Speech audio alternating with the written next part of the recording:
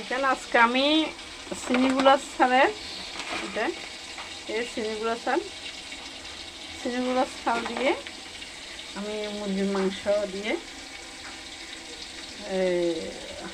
খিচুড়ি রান্না করব। মুরগির মাংস পিস পিস করে কেটে নিচ্ছি,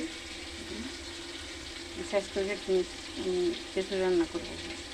এদিকে আমি মাংস অবশ্য বেশি নিচ্ছি, চাল নিচ্ছি 1 কেজি, মাংস বেশি নিচ্ছি কারণ আমার মাংস বেশি না দিলে ভালো লাগে না, এই জন্য বেশি নিচ্ছি।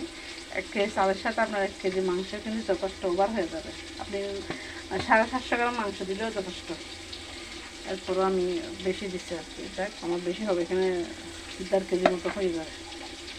তারপর এখানে দিচ্ছি আপনার এই যে পেঁয়াজ বাটা, এটা সরিষা বাটা, এটা আদা বাটা, এটা হচ্ছে আপনার কাঁচামরিচ আমি ব্রান্ডার করে দিই, কারণ বাচ্চাদের বেশি বেশি করে দিয়ে আমি ব্রান্ডার করে দিই। এটা হচ্ছে আপনার রসুন বাটা, আর এটা হচ্ছে আমার ফেভারিট মশলাটা, আমি যেটা নিজে করি, এটা বিরিয়ানি মশলা বলতে হয়। আর এটা হচ্ছে আপনার ঠকালো বড়া, এটা দিলে একটু স্বাদটা বেড়ে দেবে। এটা হচ্ছে ঠকালো বড়া, একটু আমি এইভাবে ডুলে মিক্স করে দেবো, ওটাও পর দেবো। আর এটা হচ্ছে আপনার টমেটো ব্লেন্ডার করে নিচ্ছি, এর জন্য ধনে পাতা করছি। এদিকে আমি দেখছিতে ঠেল দিয়ে গরম করতে দিচ্ছি, তা হয়ে গেছে অলরেডি আমার।